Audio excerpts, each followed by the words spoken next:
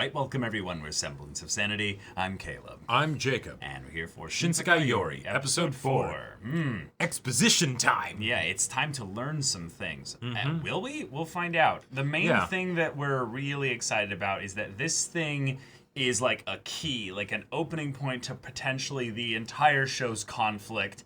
Yep. It has limitless implications in terms of what it could be, but this episode's going to decide what it actually will be. If this episode ended up being just one giant set of stitched together flashbacks, I would not be surprised. I would not blink an eye. Yeah, I don't think we're getting that. I think we are definitely going to be getting some kind of a psychedelic visual trip of some kind. But the idea that if it's something that has to be given through some kind of holographic light-based medium, it might not be something where it can be easily just dissected and discussed by the kids. Like, they might not be able to just have it, like, play, pause, enhance, rewind, forward, you know? It's no, you just get, would you like this year? The previous year? You know, or the previous millennia, you know? Yeah, 10 years ago? Like, what do you want? But whatever direction this show is going to take, I feel like it's going to be made pretty clear in this episode. Yeah. Yeah. Because this is also our first kind of follow-up on a previous episode directly. Indeed. I mean, unless it's that was a great trip. Yeah, that was wonderful. And we're like, wait, what the hell just happened? That would be terrifying if it's just like the adults got to them and just, you know, yeah. What? It never happened. What are you talking about? Yeah, that would be crazy. But also, we probably would, like to see, like, some kind of, like, discussion or disagreements from the kids. Like, I want them not to have just one kid get the info. I want them all to get info. Oh, totally. And I want them all to have kind of different perspectives and takes on it as they're kind of given this opportunity to be, like, freely thinking about something. And that can show the ways in which they are different even more. Right. Yes. Yeah, we're still getting introduced to the characters. Yep. So, y'all, without further ado, let's get into this. All right, everyone, now be sure to go check out the reaction portion of the video in the description below, then come back here for the discussion.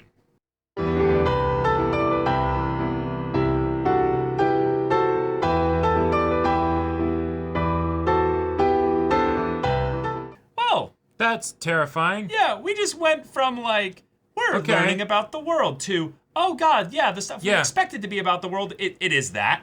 But then also, oh no, we're in Nightmare Land now. We're in. The show just ramped up to 11. Yeah. I love it. I absolutely love it. Like, because we thought it would go up to 9, you know, or 8. Right, exactly. It went clear past the barrier. Yeah, because there's this is a point of no return for the show, right? In the same way that for the characters, they can't go back to the lives that they were living. It feels very satisfying to then have conflict-wise and plot-wise there to be things that happen that mechanically, you know, not just emotionally and character-wise, but literally make it so that things will not go back to the way things were. Right? Never. Whatever was the you know, established order of their own lives is now gone. Yeah. Right? Who knows what's in store for them? Right. You know, like just right here, right now, that explosion or whatever might have, you know, I wouldn't be surprised if one of them was dead now. They don't have psychic powers right now. You know, the guy, the Kijin or whatever that is with them, is he going to take them back and then they'll be prisoners or something? Is he going to die? Is he going to, in a last-ditch effort, unseal their powers so that they can get out of this or something? Sure. I don't know, right? Yeah. Like, anything could happen here. They could end up getting, like, if Kijin does die, they could get captured by the monster rats, you know, like, because some more show up or something like that, and then they're, like, living outside of the society that they grew up in. Like, all sorts of things can happen here.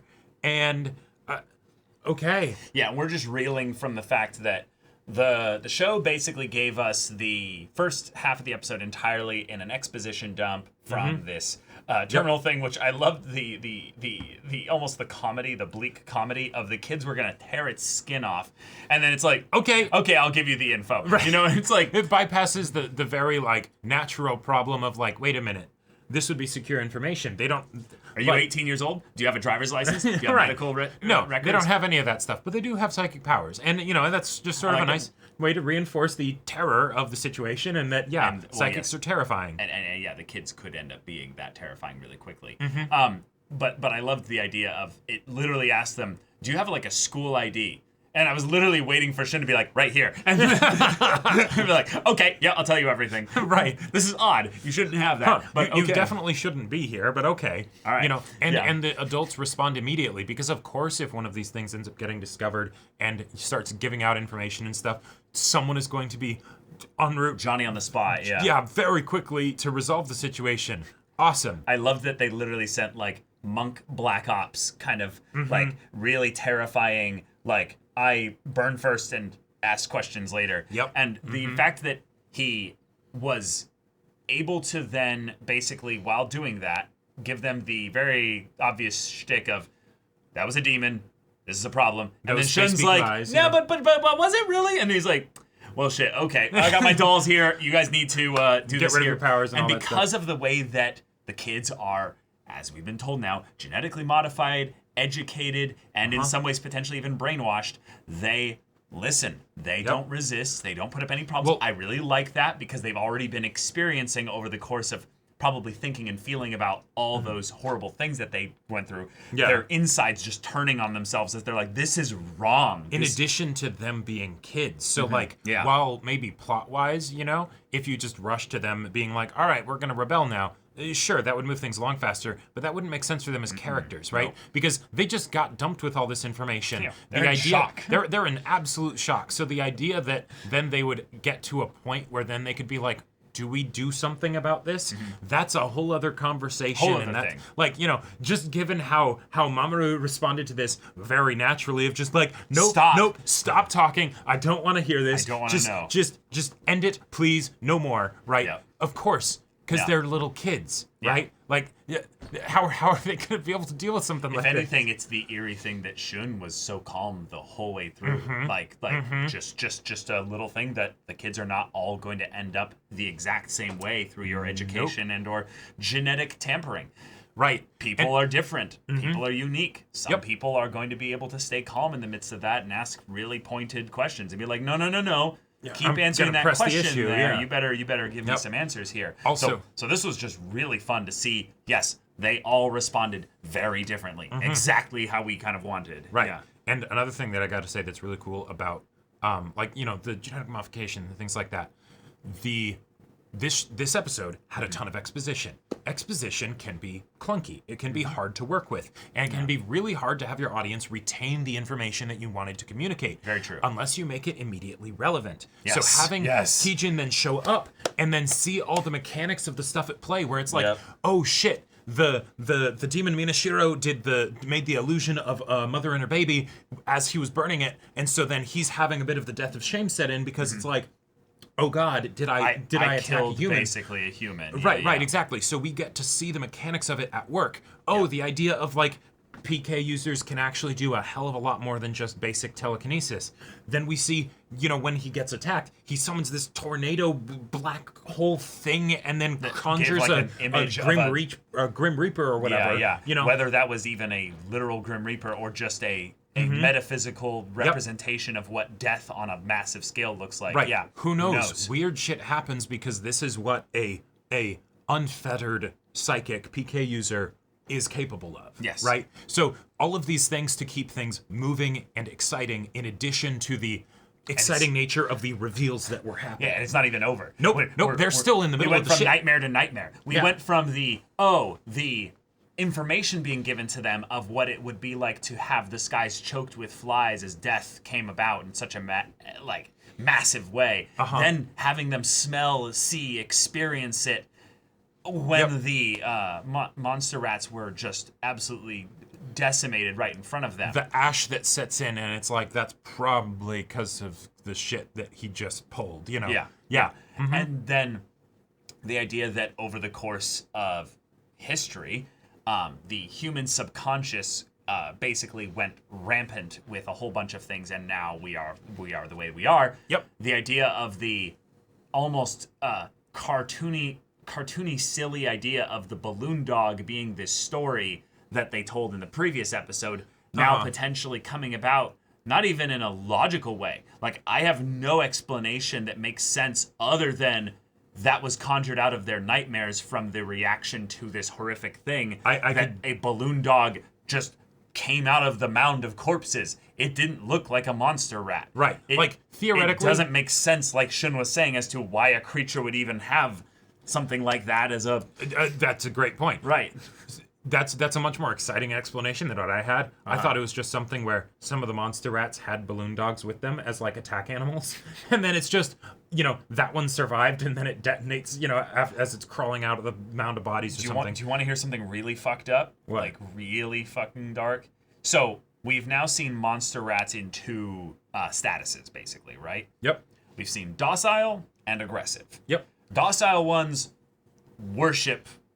Like absolutely, throw themselves at the feet. They are aware of the food humans. chain. They are aware of the food chain. These ones are like, nah. We're rising up. Yeah. Do you remember in the thing where the people in the really trippy visual flashback thing were trying to kill one of the last Emperor PK users or what have you? They threw like a bomb. Oh, is that what it was? Okay, yes, yeah. Yeah, they threw like a bunch of like explosives basically to either stun them disorient or to make do damage for the attack. Yeah, exactly. What if this is just a really like horrific version of that? It's when we fight PK users, we literally have one of our own that we've attached and made to be a living bomb, and we throw it at them because that's the only way we can fight back. Sure. No, it's just a really fucked up weapon. That. Well, and that was one of the other things that I really appreciated about this episode is how fucked up the exposition got. Yeah. The idea that as, when humanity is faced with extinction, every alternative is preferable, right? Yeah. Like it applies here. Oh my god. Along the way to the society that they now have, right? They tried all kinds of shit. Even whatever the fuck that whole situation was of we keep everyone docile with sexual contact regardless of, whether it's parent to child or whatever. It's like, oh my god. What? Okay, yes. All right, I believe that humanity would try something like that in a situation like that, and yes, it's just they're not going to show anything in the show. Right, exactly. We're not here to just actually traumatize the viewer. But it's from the thematic element that is a thing that humanity is capable of, and as a like extra nail in the coffin, basically, because these kids have the very idea of a human killing another human, or even hurting was each anathema other. to them, right? Yeah, or even hurting each other. Exactly. They couldn't understand it because after 500 years wrong? with genetic modification and everything, right? It just doesn't happen. You feel sick for doing that. You feel sick, not just from doing it, just from seeing a human get burned. It's like, oh my god, that is deeply reviling to me, right? Yeah. So then they hear about all this stuff and they're like, I'm sick. Oh god, I'm catatonic. Yeah, exactly. I loved the fact that we had those very different reactions there, in the same way that we had in the previous episode. The thing with Saki being immune to the hypnosis. Yeah, because of the glasses being like a funny little fluke there. That was great. So now that we have all the kind of the rough info, that I would say because of the brilliance of the flashbacks, we kind of had a pretty good picture of the first 500 years. That was kind of the general stuff that we expected.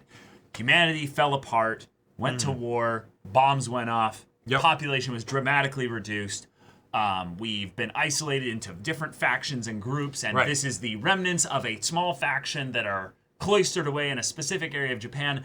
All that, I think we could have extrapolated from just how well done the flashbacks were, in that there were different rises and eras of psychic users, it being in power or not being in power or what have you. And the stuff that was told as to have happened is fairly straightforward. Yeah. You have people that use their PK to be bandit factions. Okay, cool. You have people that don't have PK and then they're just hunter-gatherers. Okay, right? And that's probably where the monster rats came from, right? Maybe, yeah. You have the slave dynasties with the emperors with the PK and all that stuff. Yep, totally. And we had seen that before.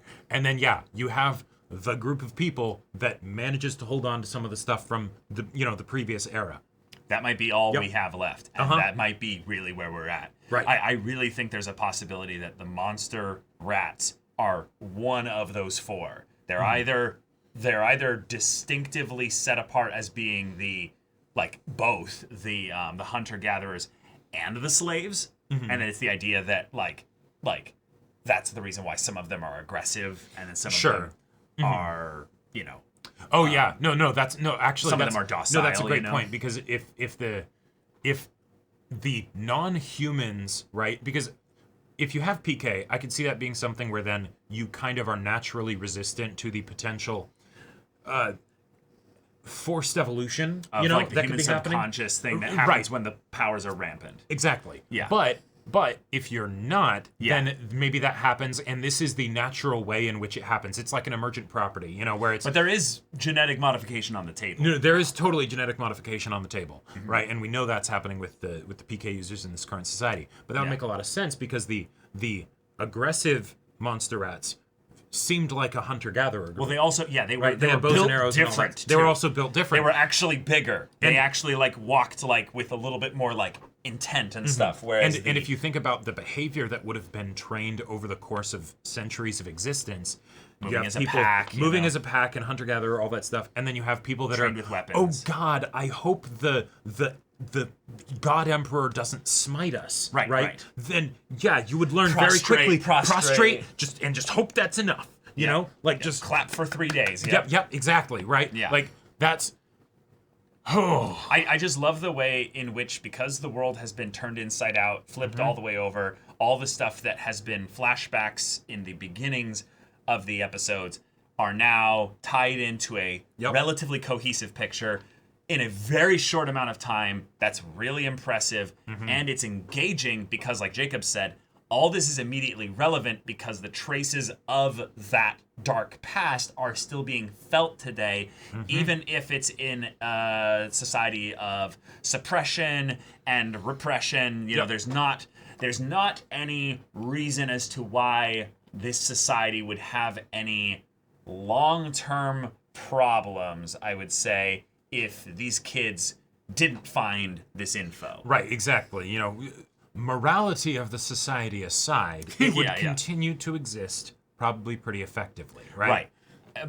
And yet they found a solution after all the fucked up stuff that they tried. They found genetic modification, which is its own kind of fucked up. Right. But the idea is that we don't know how long this has been going on. I like that they left that part open enough when he was asking about the karmic demons and the ogres, because there's a very clear answer that makes sense if you go from the standpoint of, if there were factions out there that were, mixed up and stuff like that, well, the one missing right now is the bandits, the ones that had PK. Oh, sure. What happened to them? Well, and also just the fact that they mentioned that the syndromes of the karmic demons and the ogres and stuff was stuff that existed back in the prehistoric civilization. Totally. I totally get that. That's just the idea of they didn't necessarily manifest as bandits. As ogres and karmic demons. Right. But right. it's the that's probably the remnants of the boy A, type stuff where it's just we have powers. Cool. And then they use them, right? And it's just like they've lost humanity. Right, exactly. And so of course the society would have a we treat that as something entirely different because the notion that those were actually people, like human beings that did those things, is kind of terrifying. It's too dark for kids. It's yeah, exactly. And even just with humanity, like our own real history, right? With a lot of the shit that's happened, even if people don't, call them karmic demons and ogres and stuff, it's still the sort of those were monsters. Those people weren't really human anymore because that stuff that they did was so humane. And it's like, well, yeah. So while they're gonna grapple with all this info, they also now have to just go into survival mode because they are about to be attacked by a being, a creature of a nightmare, which is, I gotta say, in a weirdly twisted way, I kind of find it really hilarious. The idea of this balloon dog, which I had completely forgotten about as I wasn't even gonna think about it for a second thought, because it was you're trying to tell a scary story. So then you shift to the actual real scary story thing, the Akuma Minashiro, right, where it's like, that tracks. That's a real thing. And again, then we get it here, and now that exactly. cool. But with Kijin, I believe so. Yeah. With him being a bit worse for wear now, having to protect them, meaning on a couple levels here, he is on their side.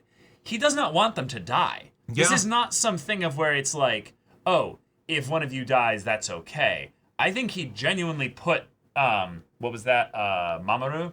Oh, Yeah, Mamoru up on the top there, not just necessarily as the canary in a coal mine kind of situation, but as I need to be able to react fast enough if they attack from the sides, and if I'm up there, I won't see, basically, I won't be able to protect them up there. So you're out of melee. Mm-hmm. Yeah, right, because she was also the one who was responding the worst to what was happening, which there's a couple of ways you could look at that. And run away or something. You could make it that's part of the torture and the dissonance of him not caring about, them at all, in that he puts the person up there who is the most catatonic and puts them in a pressuring situation where it's you must perform and do these things. But it could also be the thing of if we need to run or do anything, I don't want the person who's going to freak out and just sit on the ground. I don't want them to actually be on the ground. I want them to be up floating. Yeah, I think it's more that. I think that if his duty was one where he has to protect the society at any cost, and they'd broken all these rules, he might just kill them after they don't have their powers away or something. Well, but one of the things that I think is cool here is that the thing that I would have expected of him to just kill them, given that we've seen that he is very much affected by the death of shame, means he can't necessarily do it. And if he did, he would die too, right? So the idea of him being like, no, we have a way to deal with situations like this, but it's not necessarily what you would assume. It's probably all kinds of bad, but it's not just, all right, we paced you. And that's... Yeah, and oh my gosh, and this all fills in even more than... I'm sorry, I'm so hard on the monster rats are humans theory. But that could be just the way that they have... The way that they deal with them, they take away all their powers, and then they change them to be not humans. Yeah, although I feel like if that's the case, would it be something I think the theory breaks down a little bit more since we now have these factions that are more at play. Well, and also with the death of shame thing, maybe it's that they just don't know that those are the people without powers that got evolved in this way or whatever. Maybe. But if they know that they're humans, you would think that they would maybe have a problem with them killing them, Well, that's the thing. He felt the death of shame when killing the monster rats even more. Shun made a point of it. Oh. And then Saki quickly said, "Oh, it's because from so far away they must have looked like humans." And I'm like thinking, no, it's like that's bullshit. No, that's not how it works. Right, I don't think that doesn't fly in my mind. Which is I feels like a quick I have to rationalize this kind of thing. But there's a sick humor to that in a way, because the demon Minashiro was able to have a profound effect on him because it looked human, right? It did the thing that made him think, oh shit, am I killing a person, right? Yeah. But if it's oh no, as long as you demonize and dehumanize the other people, then it's still a little uncomfortable, but you can kill them just fine. It's much easier. It's much easier. It's easier. You know, right? Like, oh my god. Yeah, that's true. Yeah. Ugh, it's so gross. But okay, everyone is alive on the kids, Yeah. So nothing crazy has happened with Maria yet, but all 5 of these kids are going to need therapy. And I get the feeling they're not going to get it. I actually get the feeling that they're going to get a lot of therapy. Oh. That's why they're not being sent to be like, okay, the robot monster rats will just kill you. Right. Because that's the thing. If he wanted to kill them, why doesn't all he he just had to do is let just them die? let them die. So he wants them to live. They probably have a very strict code of like, oh, human beings are rare. We can't just be certain that we're going to get a new batch of kids that will actually That's true. will all fit in with the programming and everything. There's another aspect of it though too, and if this is the case, I'm really glad that the story would take it this direction, because it's something that is one of the most quickly takes me out of the immersion when it comes to post-apocalyptic or dystopian type societies. If you are constantly killing off people that know too much, you have to also kind of like get rid of the people that are close to them, because otherwise you're turning them into active enemies, right? Yeah, unless you have some cult belief system in place where they don't actually have any empathy for them. If you which want could to go, be the case here. Which could be the case. And if you want to go for pure reign of terror, you can do that. But that's not the society that we have set up here. Right. If anything, we have a society that is terrified and scared of the outside world because of all the shit that's happened. And it makes sense now why they're so scared. Yep. Thus, the mom in episode 1 being like, I don't want to lose any more kids. Right. Of course she's lost kids at this point. Because this world is terrifying. Yep. And it might not even be something where they die. No. It might just be something of, they're not a good fit here. So in order to make sure that they are still able to function properly, we're going to relocate them. We're going to do something else with them. You're never going to see them again, but rest assured they're fine. Because we won't kill them. Because we won't kill them, right? That is a wonderful mechanic to the story. The death of shame thing is brilliant. Yeah, to make the conflict with the antagonists be something where they have the poison in them too, right? Like they can't just break the rules of their own mechanics. So, you can have a situation where the kids are, no more than they should. The antagonists are opposed to them, but they don't just come in and be like, well, we're bigger than you, our powers are better than you, we remove you, Right. They can't quite do that. I also really think that there's going to be a mechanic brought up within the idea of the death of shame, where it's an adult realizes that they've had to do too much for the sake of the society. So there's like a counter of like, oh, this adult has 82 deaths they've needed to bring about. And it's the you are now a threat potentially. We need to seal away your power because you could go mad. You could psychologically deteriorate to the point where it becomes easy now for you to kill. That's a good point. Like just something to bring up. Where I was going with this is that they have a list of anyone that's terminally has the death of shame, like they only have a matter of time. Cool.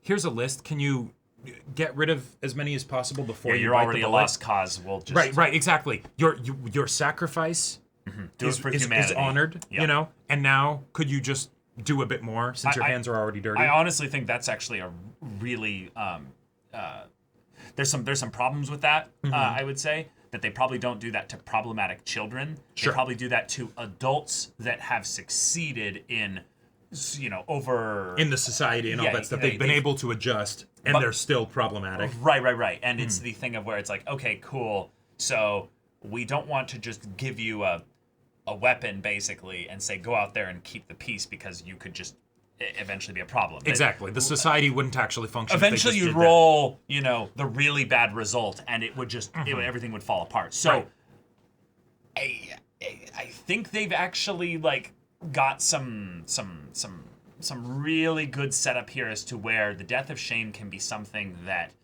is not absolute in its power, that it has its own limits, and they're built. And we've into already the seen idea. that in this episode of that. Like you can have gradient effects to it, where it's like, okay, you kind of are. It's the curse of the abyss kind of a thing. It's like, all right, you're getting a bit of the effects of it, but it's not killing. Your biology's going to be different. Your personality's going to be different. I would love them to explore the idea that Shun just has a really, really good handle on his emotions, and it's just something where it's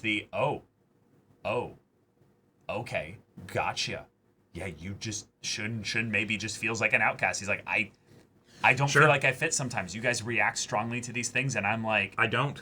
Yeah. I don't feel that. Right. And they could explore that. That could be interesting. He's criminally asymptomatic. Yeah, exactly. Yeah. You could explore the idea that Mamoru feels this incredibly strongly, and that could lead to some unique maybe evolutions of her psychic powers. Sure. Because I love also the thing here that the kids are not having their powers sealed away indefinitely. that adds potentially new context to the ritual that they all went through, where they had the exact same stuff handled with their dolls, where it was pinned, they propped it up with their abilities, showing that they moved their spirit or their whatever into the doll, the little paper thing, in order to then throw the little darts onto it and then burn it to basically say, all right, it's sealed. Right. Yeah, and it's tough because that was one of the first things that we were shown in this show. So the exposition you would assume to be a bit more straightforward and like, concrete. At the same time, that's coming from a society who is absolutely lying to the people that they are guiding through this ritual. So how much of it is what's actually going on versus just what they're saying to make the kids do what they want? Yeah. All in all, there probably is going to be some mechanism with regards to the spirits that we'll learn way later. But the idea of them being able to do this exact same mechanic out here with no pomp or flair, it's just the dolls, you prop it up, it's burned, and now they cannot use their powers. It works that simply. Means then that I would guess that her supposition is accurate, that they will be able to get them back, not just by like some other ritual will have to counteract new it or spirit something, being given or anything like that, like we theorized before, but just no. Once we do this, specifically like another ritual, they're just back. It's not going to be any different. We're still going to have the trickster cat be a thing for Saki. But there was something else that happened specifically with Saki this episode, and this is really the last thing I have to talk about from this episode, because this episode is all kinds of crazy. But we had new information about Saki specifically, in that there was a point where she was with an old dude, and it was like a repressed memory or something, and then she had an experience with the death of shame because he hurt himself. He stabbed himself with a knife. And was telling her that she was hurting him. Now, I don't want to go into right now of what that would have meant and what the context for that would have been, but that feels like it fairly strongly points to a couple different similar things. And that's it's troubling. Yes. Because we're already having a bit of the main character kind of syndrome stuff established for Saki, like a little bit here and there. Like her father being connected to the library, like the way in which she was luckily immune to... Right, she happened to have the glasses, But we never tested that to see if it was the glasses. Right, I thought for sure that they were going to give the glasses to Shun, because he's the best psychic, and then just be like, okay, so we'll do this, and then you handle it. You know? I think there's a decent likelihood that is one of those, they must just look like humans kind of explanations, where it's the kids are quickly trying to rationalize, and they're like, maybe it's this. And it's like, yeah, sure, why not? Yeah. Well, and also, okay, you can't kill humans. I've watched enough shows with immortals, like enough Baccano and things like that, to know that there are plenty of horrible things that you can do to humans when killing's off the table. Yeah. So, yeah. Also, the idea that while this was happening, right, like while they were kind of getting all the info there, they all reacted differently. But Saki flashed back to a lot of memories of like tons of different things that were kind of used as like a fun first-person perspective to inform how she sees the truth of what this thing is telling them played out in her everyday life and stuff. Giving her almost this like fear of the things she's accepted as just normal. Right. She started to have the curse of shame set in just from when it was talking to them, not when it started burning and there was the illusion of the death of shame, the mom and the child. Yeah, the death of shame. Death of shame. What did it say? The curse of shame. Okay.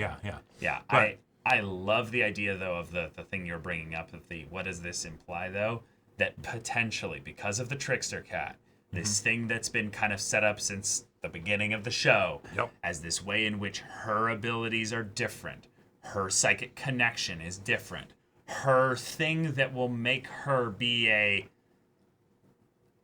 member of society or something is off. It's not right. It's not the way it should be. It's the thing that scares the adults. And now that we know what the adults are dealing with, that recontextualizes again the idea that the trickster cat is not It's not something small. It's actually something very, very big, and it's a very and big you're talking problem. not like physically, but like in a what it represents. What and it represents in the stakes of it. story, Yeah, yeah. and potentially for her power. Yeah. Right. Because also, if we saw some repressed memories coming up from Saki in this episode, and then there's that whole thing of like, oh yeah, she was the last to graduate because her psychic powers took a while to wake up. Maybe repressed powers, right? Like in addition to what the society normally does to everybody, you know? I don't know. I could see that very much being a thing, but yeah, this show took a big turn. This is the Welcome to Shinsekai Yori episode, where it's the Yep. All right, now you know why this show is so like praised Exactly. and stuff. Oh, yeah. I am just impressed because it's episode 4. It's episode 4. It's a 2-core show. This episode got a had lot more to way go more through. packed into it than I would have expected. And now I'm like, wait, we have almost the whole rest of the show basically with this kind of stuff that is now happening and set up and everything. Like, this is just going to be a mile a minute from here on out, you know? Like, what's happening? Yeah, I almost think that we're gonna go through an arc of them surviving this whole shit, And then there will be like a reestablishing. downtime. There will be a kind of a Breather settling period. of things, and then it's the buildup again of the uneasiness of, but we know this, so what do we do? Right. How do things change? How does the, if anything, the burden of knowledge or the curse of knowledge, if you will, leak out into the others and cause the destabilization of everything? I'm just waiting for them to be such outcasts from society that they then have to like stay with the monster rats. You know? Yeah, like, I definitely. like that. I feel like. Oh, that's got to happen. The monster rats are too well designed. I like just the idea that we saw aggressive, muscly built different version ones here. That absolutely like reinforces the idea that these are a thematic kind of visualization of what has been done to humanity. We've been forced into this binary kind of world kind of perspective where it's the either we are slaves to the culture of the society of the education and all that, and we worship it, we all right, it's beck and call, or we violently rage against anything and everything that isn't us. Yeah, and it's like cool, that's perfect, that's the whole show right there.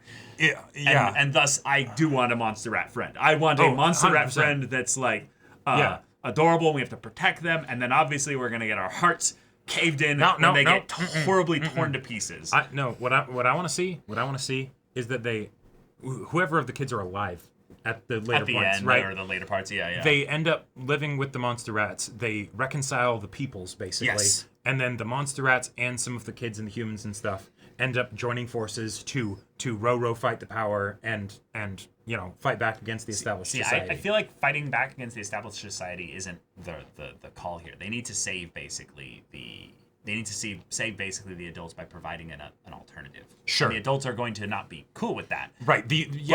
But they as the kids will have the fresh perspective. They'll be able to do something there. Right. Unless Because this of is the a death very of- bleak show and it's it not could be. about that. It's Right. We We'll just have see. to see what kind of tone it's going to take for future events because past events and Have now been present covered, events yeah. have now been covered. So we Right, know right. that the show is not afraid to go into the super dark territory. Right. Right? yeah. But, I kind of prefer the fairy tales now. You know, I kind of see the appeal of this society. OG Grimm's fairy tales, those were some fucked up shit. It's like, hey, just keep the kids to do whatever we need them to do, Out of the forest. Yeah, exactly. You don't want the monster to eat you. Yeah. Yeah. All right, y'all. Thank you so much for watching this episode's reaction and discussion. If you want to see the next episode's reaction and discussion right now, though, go check out the link in the description below. For our Patreon, you can get an early access there. You can watch full-length timer reactions there, and all this comes with Discord access. You can chat with us in the community there about this show, about anime in general, and also be sure to check out our Twitch channel. We do streams every weekday. The info's in the description. Yeah, so if any of that interests you, we'll see you there. But until then, we're Semblance of Sanity. I'm Caleb, I'm Jacob. and we'll see you all Next time.